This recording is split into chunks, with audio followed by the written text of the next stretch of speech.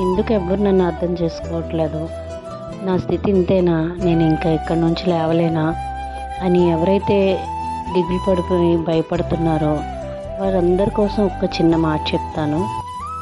అది నా జీవితంలో కూడా జరిగింది కాబట్టి నేను చెప్పగలుగుతున్నాను.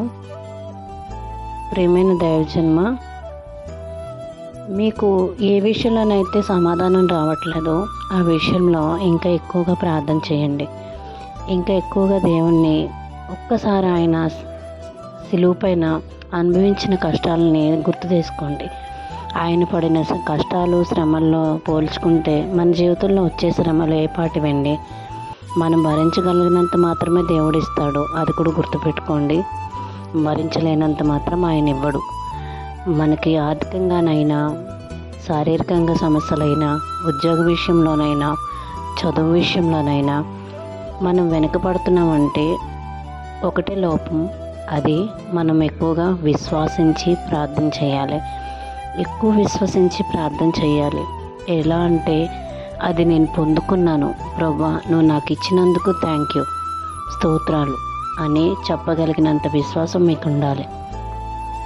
ఇవ్వకుండా ఎలా తీసుకుంటామండి అంటే, అది నా జీవితంలో కూడా పొందగలిగాను.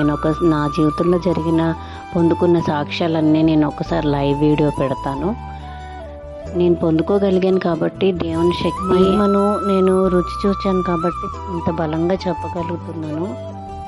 దయచేసి మీరు ఎవరైతే ఇంకా ప్రార్థన చేసి పొందుకోలేకపోయారో, ఇప్పటి నుంచి నేను చెప్తున్నాను కదా, మీరు దేవుణ్ణి ఎక్కువగా అడగండి.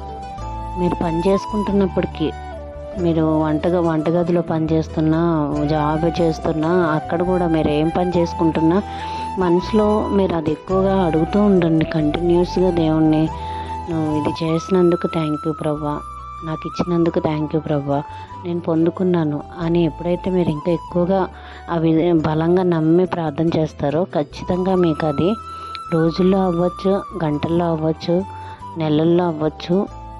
దేవుడైతే ఆలస్యం చేస్తాడు కానీ అలక్ష్యం చేయడు. ఈ ఒక్క విషయాన్ని మీరు గుర్తు చేసుకొని నమ్మి ప్రార్థించండి. నమ్ముటిని వలనైతే నమ్మవానికి సమస్తము సాధ్యమని దేవుడు అడిగాడు, మనకు చెప్పారు. ఆ వాక్యాన్ని ఎత్తిపెట్టుకొని ప్రార్థన చేయండి.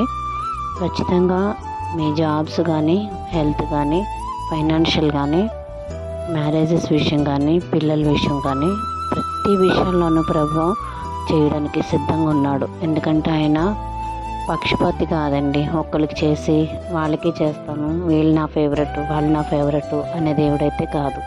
ఆయన అందరికీ చేస్తాడు. సర్వ సృష్టికి మూల కారణమైన దేవుడు కాబట్టి మనమందరం ఆయన పిల్లలమే. అందరికీ చేయడానికి సిద్ధంగా ఉన్నాడు. ఆయనకి మనకి ఇవి నెరవేరకుండా అడ్డుగోడగా ఏదైతే ఉందో మన అతిక్రమం దాచిపెట్టుకోకుండా ఒప్పుకోవాలండి. దేవుణ్ణి మన మాటల ద్వారా కానీ, క్రియల ద్వారా కానీ, ఆలోచనల ద్వారా కానీ మనం దేవుణ్ణి ఎక్కడైతే ఆయాసపరిచామో, ఆయన్ని బాధ పెట్టామో అవన్నీ ఒప్పుకొని విడిచిపెట్టాలి.